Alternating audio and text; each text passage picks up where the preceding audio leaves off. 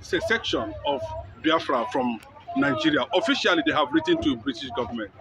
Is Ngozi Orabueze up to something really, really serious now? Good morning, good afternoon, good evening, and good night, wherever you're watching us from. I remember my humble self, that Biafran evangelist.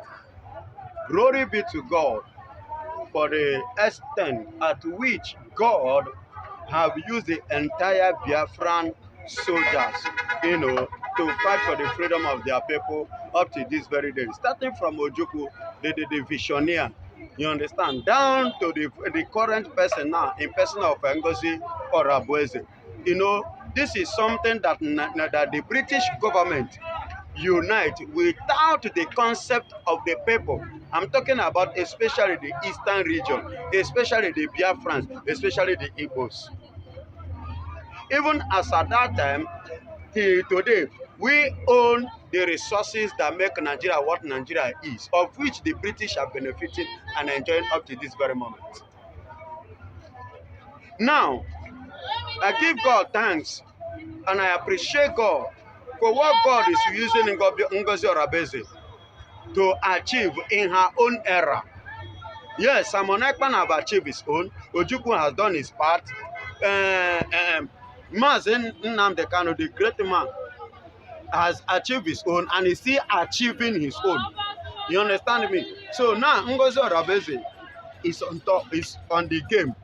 Glory be to God once again that God is using her, directing her, and the world and the people are now paying attention to her. There is something I do tell people, even God the Creator does this. When a man is crying and a woman is crying, attention will be given to the woman first, even better than that of a man.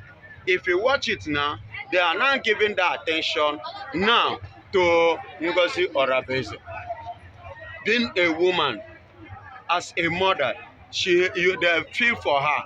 You understand? So the letter, the document, the written official document given, or letter you can call it, to the British Empire. Officially, telling them that Biafra has moved from Nigeria. We have exited from Nigeria, which they illegally, abuse-free unite without our consent. We are now telling them that no more unity, we are no longer part, we are exiting from it. The Prime Minister himself acknowledged it, understood, and I give God the glory, and I appreciate him too for having that understanding, for acknowledging that letter and approving it now, giving it a state of mind concept, and he considered it within him, and which I believe, since he has considered, the British has considered as well, being their Prime Minister, and that tells you how far and the end at which Biafra is going, the green light that is about to light up at the end of this tunnel struggle. What would the British government at this point in time now be thinking about how it has gotten to that level? But everything seems very clear in Nigeria now that people are campaigning for disintegration of Nigeria. Do you think that the British will want to leave the resources of Biafra to Biafrans? Let me tell you, nobody that will give sugar that would like to spit it out. British is not willing. If you ask them, even if opportunity for them to keep reaping that resources, they will keep reaping it. But there is a situation whereby you will find yourself, when they give you sugar, you spit it out.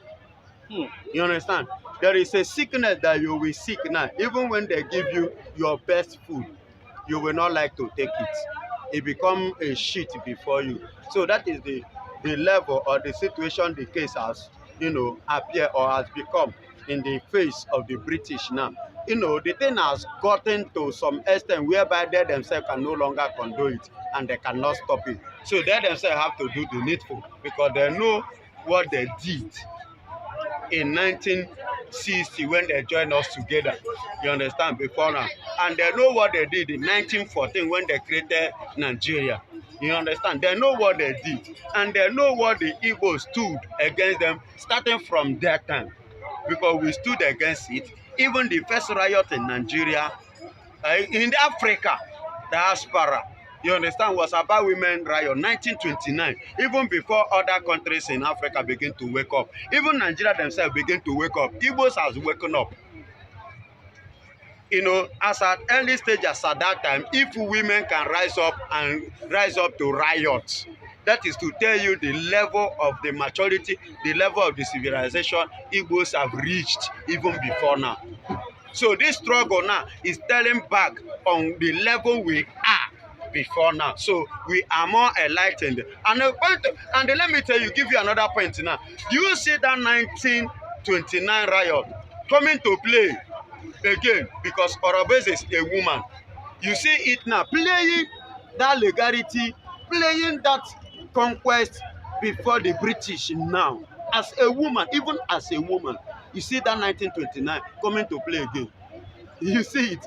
Even as a woman, that is to tell you that yes, they themselves have actually conquered that what they did was illegal. So there is a game of amendment. There is this video by a northerner advocating for disintegration of Nigeria, that they should allow Igbos to fly to the moon, since they are ahead in speed-wise. Igbos are ahead of every other tribe. That is coming from the Hausa man, you know. But from the angle, we are saying that Yorubas who are occupying the presidency now, are aligning with the Northerners to make sure that they impose military sanction in the eastern part of the country.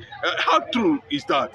Yes, I am not surprised, because why I say I'm not surprised, number one is this. If the killing in Plateau, Borno, Benue did not attract Mr. President to declare state of emergency in that place, if what is happening in Osun State have not attracted him to declare state of emergency, but the little misunderstanding between Wike and Fubara, because that one declared himself an Igbo man, to attract him to declare what? State of emergency in Rivers State. It shows that Yorubas and the Hausas, as their usual way, have come together to set up a conquest against the Igbos. You get it?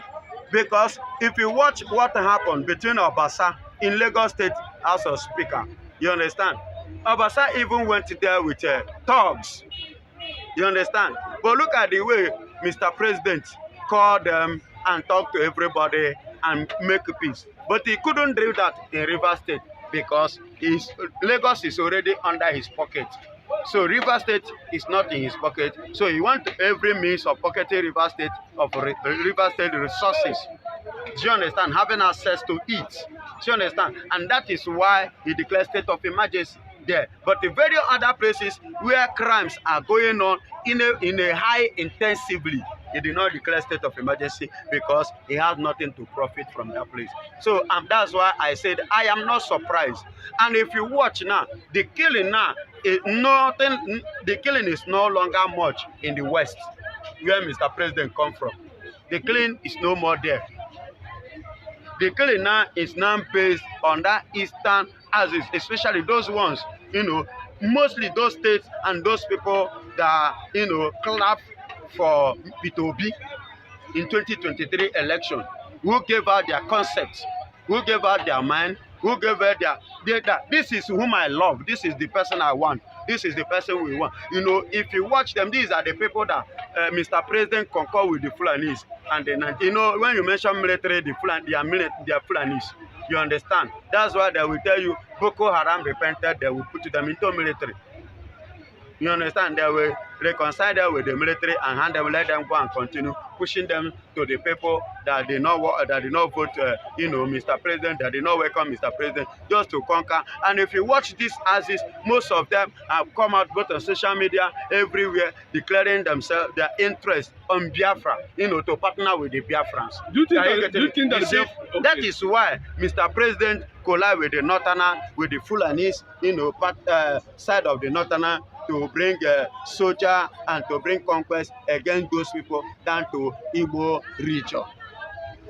Militarization, like we are saying that there's going to be massive occupation of the military in the east as a result of the crude oil, so that they can be having access to crude oil. With the global move now by world leaders to support Biafra. Do you think that this can lead to, uprising again? Of course, of course, of course. It will lead to uprising, uproar, serious one. It will lead to that because I told the people before, why is it that divide and rule only plays in the east? It doesn't play in the west, neither did it play in the north. But to only divide and rule, they play it only in the east to divide us, to divide brothers, to create an enmity between the two brothers. And that is what Nigerian government have been playing because of the resources, because of the oil, so that there will be no agreement, so that they will continue to suck the oil, to suck the resources. You understand? So if this high tension of theirs, their plan, they eventually succeeded in doing it, definitely there will be an uproar because the people of the land, will not tolerate it. Okay. Let me tell you, my brother, I am telling you this. Ngozi Orabueze, he's just been, missing now. She's just been missing now. There will be a time whereby that missing will turn to the other side. And men will stand up. And let me tell you, every Eastern person now, not just only the East, Nigeria as a whole, especially that Eastern side now, are boiling. So that's the reason why she's more writing to the world leaders, to them, for them to know. Create awareness. Create awareness, honestly. But now that the Northerners are saying that Tinubu might likely divide Nigeria if he did not get the second term ticket because of the way he's putting Yorubas at the position of authority. What is the Northern leaders trying to talk about with that kind of statement? That is why the Northern man came up and tell you clearly that Igbos have taken over globally. In social media, in the world, everything, that Biafra of everything, they should let them go. Once, so that they themselves will as well have peace. They want to have their peace because this thing has gotten to the point that whereby they cannot control it and they cannot stop it. There are things you can handle, there are things you can manage, but if that which you intend to manage fall out of your hand or go beyond your own capacity, what do you have to do? You let it go. How would Nigeria, the Igbo leaders themselves, politicians, take the issue of release of Nnamdi Kanu? How are they going to control the crowd? That's what people are asking. And secondly, they know that the release of Nnamdi Kanu might trigger also the appearance of Simon Ekpa at the same time. Of course, they are scared because their word will no longer be relevant, and that is what they are scared of.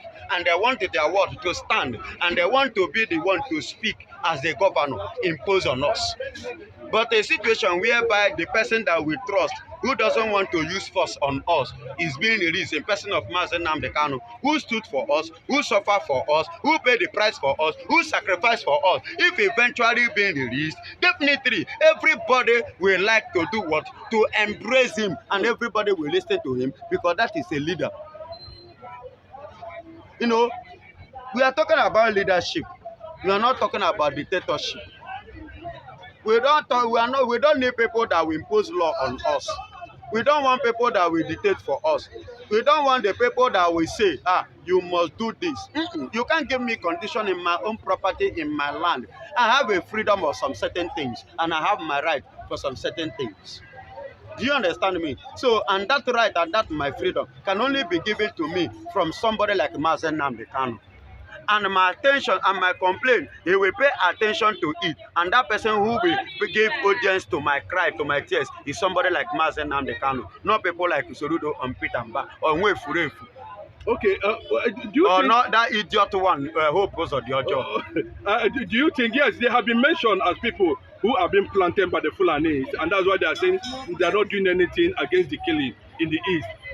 People are saying that Simon Ekpa, Nnamdi Kanu, has battered the image of Nigeria, and that is why the US government is currently squeezing Nigeria, banning Nigeria in all ramifications, and the president, Bola Ahmed Tinubu, can never step his foot in America. How true is the federal government talking about? Let me tell you this. Bola Ahmed Tinubu cannot step his feet to America, not because of Biafra. Not because of Biafra alone. But they say that these men spoiled their image. It was not Biafra that spoiled the image of Mr. President. These people can spoil the image of Nigeria. And if you ask me, I will tell you that they did not even spoil the image of Nigeria. But the Nigerian government are the one that spoiled their own image. Because whatsoever that is happening, whatsoever you are doing to the citizens of your country, other countries are taking note of it. You understand? People are listening, people are watching, people are hearing it. The way you are marginalizing your people, the way you are intimidating your citizens, the way you are, maltreating them is uncalled for. How can you arrest 9 years, 8 years, you put them for prison for 3 good months, starving them without giving them food? The next thing you say they want to take over your government, you charge them for treason. Who does that? Are you not seeing Kolomenta there? So you know, see, say something there. The president is Kolomentary. That is what it means. And the word that people are watching you. Where does it happen? You understand? So, Bola Ahmed Tinubu is the one that carry his 2 legs and commit a crime in America that is haunting him. And a person like Donald Trump is not ready to condone such acts from him in his country. You see? So he has set up a crime down waiting for him before now. So now, coming again, it's like adding a salt upon injury. This case of Biafra of 18, the way he handled it, the way he handled this thing, and the Mazen Nnamdi Kanu and other issues pertaining to Biafra, he added it to what he has already committed. Okay, so, okay. Double for dead body, wahala. Finally, Pastor, finally on this issue, there's a report going on in the Congress that the congressmen are planning to empower Donald Trump based on the Constitution of America as a powerful colonial government to decolonize Nigeria. It's already and on that process of decolonization, Biafra will emerge. What is America actually looking at, trying to get from doing everything? For that wonderful question, the anchor of this great platform. First and foremost, I want to say, Simon Ekpa has come out to say, or has outlined countless times that he said that the Nigerian government cannot win Biafra with a barrel of gold for the second time. Now when he said that, see, Nigerian government cannot win Biafra with a barrel of gold, it means that nobody needs to die for them to exit Nigeria. Now, Ojogun fought Biafra in a different dimension. Now, Mazen Kanu did it via his own dimension. So Ekpa is taking it globally. And now, we've seen world body recognize Biafra. We've seen the UN and then some other global body have come out to endorse the Biafra struggle. So kudos to him, it is a plus. Some persons have come out to say that Simon Ekpa should be discredited, the likes of Orabueze and that of the Southeastern governors. But my question is that you said Simon Ekpa should not be taken serious. Then who should be taken serious? The government who is not willing to protect our people? Is it the people who have refused to speak up when the Igbo man has been marginalized in the country? Is it the same governors who have become a tools in the hands of their Fulani master? So for you to even have a character like Simon Ekpa and Nnamdi Kanu to have come out to say enough is enough, that we are tired of this contraption called one Nigerians. It shows that these people have this mindset that, see, they can no longer be the slave. So for him to have even gone as far as to hire lobbyists that will speak on behalf of Biafra in the world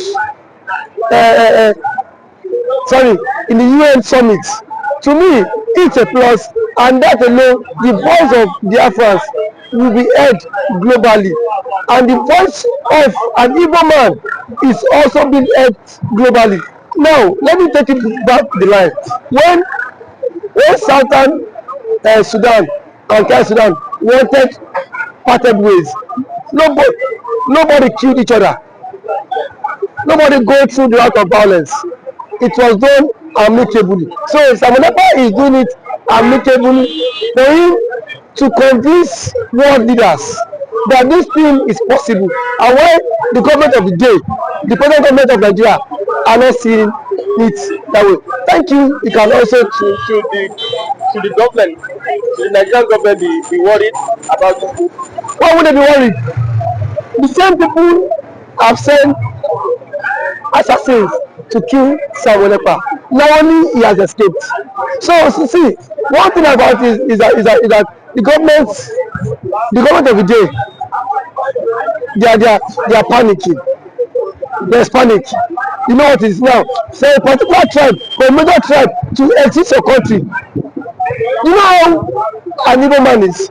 You know the investment of an Igbo man is in the country. Now imagine in Nigeria without an Igbo man. Let's just imagine that. That means dominance. That means the Hausa man would now dominate virtually every government parastatals in Nigeria. So now the reason why the Igbo man is still believe that's Nigeria is because the Igbo man is still in the contraption called Nigeria. But eventually, if the Igbo man leaves, my brother, the Yoruba man will know the true meaning of Nigeria, and then we now know who owns Nigeria. Just like what Angobula said, he said they are not scared of the Igbos parting, exiting Nigerians. That was what he said. He said they are not scared. Indirectly, that means the other tribe would not have sense of belonging in the country. And we know it. We know it. I know it too. An African man now has the spirit of dominance. You cannot dominate him. If a Fulani man has the spirit of dominance, for you to dominate him, it will take ages. In terms of population, you cannot dominate them. So one thing is that Ojukwu foreseen this whole thing. That was why he championed this Biafra struggle. And now, gradually, it is now becoming a reality in this contraction called Nigeria. Now, there are some Igbo men are even tired of the system called Nigeria. Just because they feel their brother is still in president. Man, my brother, I can bet you, come 2027, the Yorubas will be championing the Republic more than the Igbo man. I can bet you that. That I'm very certain of. Yes, we will championing because it is certain when their president, when their brother is being kicked away from the presidency, already there is a plot, and which he himself cannot escape. The president himself knows that there is a plot, and then the big shots in the north are forming alliance. You know it. RFI, a powerful influence in the north, is not in the league. Sorry, is not in good terms with the president. And now nobody can take that factor. What RFI did. Honestly, I made President Tinubu emerge as the president via his own influence, and then we have also the likes of Angulai, which is the chairman of the Northern Order Forum. He said, post that election, that the Northern Order supported Tinubu, but come 2027, Tinubu will not get their support. So what does that mean? Now if the average left person is not giving the vote, now where will they get the vote? It just come by 2027. The same thing the Yorubas have been after the Igbos for. Now they will be the master mind of it, because I can bet you by 2027 Yoruba will stop, and that's the slogan that will continue to trend, is that we are tired of the country, we want to follow the suit of the Igbo man and exit the country, and then the Igbo man now will not take them, tag them for being unserious, because now that the Igbo man is championing for the exit, we are saying the Igbo man is not serious. There are claims that the Igbo man is not serious, but I can bet you when the system will not catch up with you, then you will know why the Igbo man has been championing to exit. Thank you for always coming.